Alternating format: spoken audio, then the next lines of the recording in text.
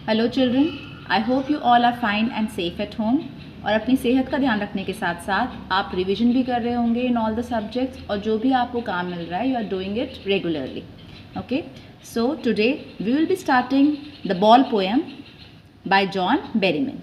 ये पोएम है from their book first flight. And before coming to the line summary, let us see the introduction. A boy loses a ball. He is very upset. यहाँ पे किसके बारे में ये poem? This is basically a philosophical poem. एक message दे रही है, life का सीख दे रही है हमें, बहुत इंपॉर्टेंट चीज़ के बारे में, और that is why it is called a philosophical poem. और इसमें एक बॉय के बारे में बताया गया है हु लूजेज द बॉल। उसकी बॉल जो है वो खो जाती है and he is very emotionally attached with the ball. और किस तरह से वो अपसेट हो रहा है और क्या कंडीशन होती है बॉय की, what is the state of mind और रिएक्शन क्या होता है उस बॉय का, this all things will be seeing in the poem. So a boy loses a ball, एक बॉल खो गई है बॉय की, एक लड़के की। ही इज़ वेरी अपसेट, वो बहुत ही परेशान है। A ball doesn't cost much, जबकि उस बॉल का कोई कॉस्ट नहीं है, कोई बहुत कीमती बॉल नहीं है वो। Nor is it difficult to buy another ball, और ये बहुत ज़्यादा मुश्किल नहीं है उसके परिवार के लिए या उस बच्चे के लिए एक नई बॉल को खरीद लेना। Why then is the boy so upset, फिर भी वो बच्चा इतना ज़्यादा अपसेट क्यों है? This is very important children, कि बच्चा इतना अपसेट, इतना परेशान क्यों है। Let us come to the poem. What is the boy now who has lost his ball? What is the boy? अब वह लड़का कैसा है, उसकी कंडीशन कैसी है, उसका रिएक्शन कैसा है, and how he is feeling when the ball is lost. Who has lost his ball? जिसकी बॉल खो गई है। What is he to do? वह क्या करेगा अभी? And saw it go, I saw it go, यहाँ पे आई किसको बोला गया है? पोएट को। तो पोएट जो है वो सब देख रहे हैं, बॉय की बॉल को खोते हुए देख रहे हैं, और बच्चा अब क्या करेगा, उसका रिएक्शन कैसा होगा, and what is the mental state of the boy, उसकी मानसिक स्थिति कैसी होगी।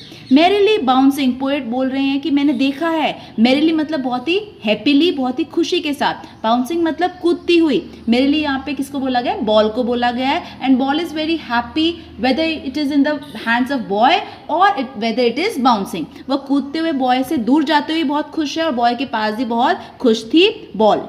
Down the street and then, और फुदकते हुए या कूदते हुए, बाउंस करते हुए, स्ट्रीट मतलब गली से नीचे चली गई है। मेरिली ओवर, और आगे हैप्पीली बहुत खुशी के साथ ही, there it is in the water, और कूदते कूदते फुदकते हुए वो कहाँ चली गई है? वाटर के अंदर। The bank at which the boy was playing, जहाँ पे भी किसी की नदी होगी या कोई सी होगा या लेक पॉन्ड कुछ भी हो सकता है, कोई वाटर बॉडी होगी जहाँ पे किनारे पे बॉय खेल रहा था, और अब बॉल वहाँ पे पानी के अंदर जा चुकी है। नो यूज टू से ओ देर आर अदर बॉल्स, और इस समय पोइट बोल रहे हैं उस बच्चे को कोई फ़ायदा नहीं है बोलने का कि बेटा और भी बहुत सारी बॉल्स हैं, आप ऐसे परेशान मत हो जाओ। And ultimate shaking grief fixes the boy, क्यों फ़ायदा नहीं है? क्योंकि अब वह जो बॉल गुम हुई है, अल्टीमेट का मतलब है कि बहुत ही अधिक, शेकिंग कांप चुका है, हिल चुका है वह, ग्रीफ एक दुख के साथ, फिक्सेस द बॉय जिससे वह हिल भी नहीं रहा है, कांप रहा है बस, और ग्रीफ यहाँ पे इसको बोला गया दुख के साथ। दुख क्यों हो रहा है? बॉय को बॉल के गुम होने का उसको दुख हो रहा है। एज ही स्टैंड्स रिजिड, और उस दुख के कारण वो बहुत ही सख्त तरीके से रिजिड होके बिना हिले वहाँ पे खड़ा है। ट्रेम्बलिंग, वह कांप रहा है। स्टैंडिंग स्टेयरिंग डाउन, और लगातार देख रहा है। स्टेयरिंग का मतलब घूरते हुए देख रहा है जहाँ पे उसकी बॉल गई है। वह सोच रहा है कि कैसे भी करके मुझे वो बॉल वापस मिल जाए। ऑल इज़ यंग डेज, यहाँ पे यंग डेज किसको बोला गया है? चाइल्डहुड मेमोरीज को, उसकी बचपन की यादों को यहाँ पे यंग डेज बोला गया है। वह यादें, वह मेमोरीज, वह इमोशंस, वो फीलिंग्स जो उस बॉल के साथ जुड़ी हुई थी। इनटू द हार्बर वेयर, और वह सब फीलिंग्स, हार्बर यहाँ पे फिर से किनारे को बोला गया जहाँ पे वह खड़ा है, जो भी मैं बताया वाटर बॉडी जहाँ पे उसकी बॉल खो गई है, गुम हो गई है। वेयर हिज बॉल वेंट, जहाँ उसकी बॉल चली गई है।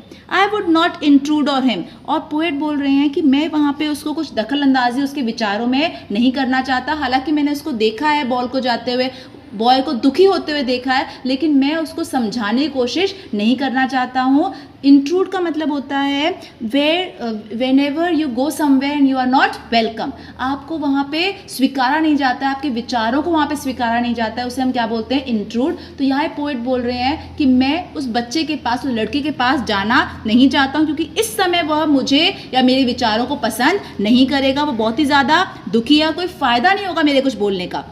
अ dime and other ball is worthless, और डाइम यहाँ पे किसको बोला गया है, फॉरेन करेंसी होती है, 10 सेंट्स, कुछ पैसे होते हैं। अगर मैं उसको कुछ पैसे के बारे में बोलूँ कि बेटा पैसे हैं तुम्हारे पास, अनदर बॉल, तुम उससे नई बॉल खरीद सकते हो, इज़ वर्थलेस, यहाँ पे बिल्कुल ही वर्थलेस होगी, कोई फ़ायदा नहीं होगा, बेकार होगी, इन सब विचारों का कोई फ़ायदा नहीं होगा उस बॉय को, बिकॉज द इमोशंस जुड़े, जो फीलिंग जुड़ी है उसकी उस बॉल के साथ, जो गुम हो चुकी है, अब उस दुख में वो पूरी तरह से डूब चुका है।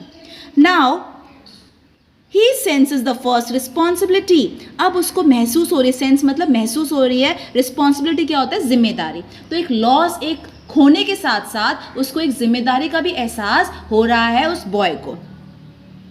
इन a world of possessions, children, possessions means जो भी चीज़ें आपके ताल्लुक़ रखती है, द बिलोंगिंग्स ऑफ योर्स, जो भी आपने कमाई है पूरी ज़िंदगी में अपने, वेदर, ये सिर्फ चीज़ों की बात ही नहीं है, इसमें रिलेशंस की भी बात आएगी कि आपके रिश्ते जो हैं लोगों के साथ, और किस तरह से आपने बहुत मेहनत से कोई जॉब अगर आपने कमाया है वो हो सकता है। पोजीशन मीन्स एनी जॉब और एनी रिलेशनशिप और any important thing which you have in your life, कोई भी चीज़ हो या कोई आपका काम हो या कोई रिश्ता हो, बहुत लव, जिससे आप बहुत ज़्यादा प्यार करते हैं, वो इंसान हो, all these comes in positions.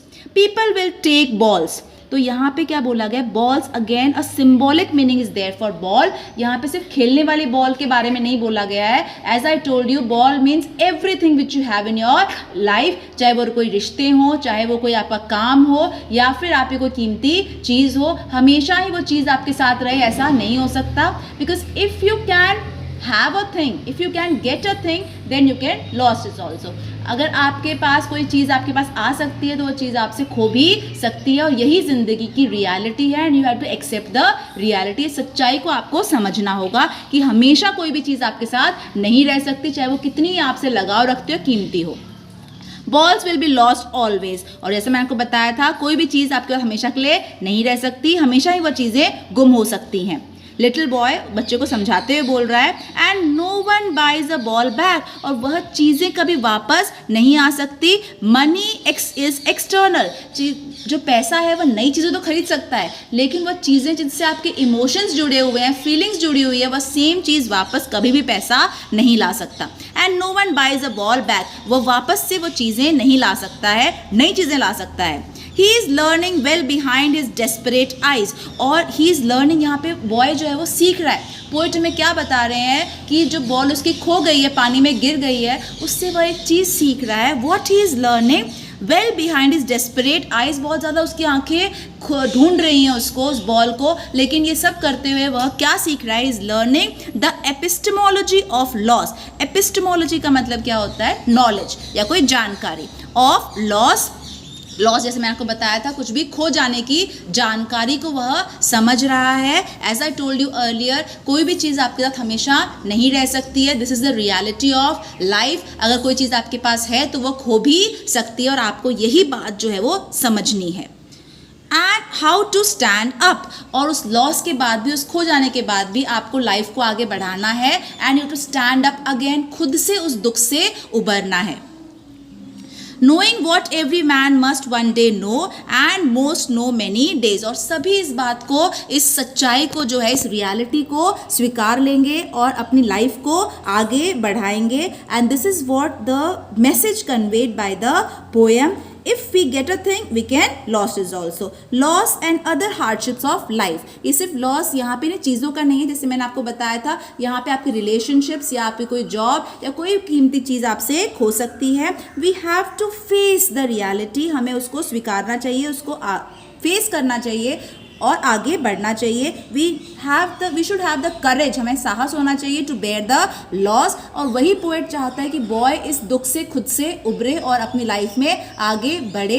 Even though बहुत सारी मेमोरीज, बहुत सारी फीलिंग्स और इमोशंस उसके साथ जुड़े हुए हैं, लेकिन फिर भी अगर हमारा कोई नुकसान हो जाए तो हमें कैसे उस चीज़ से अपने आप को उबारना चाहिए, हमें खुद ही वह चीज़ सीखनी चाहिए। And we should learn how to stand up and go beyond.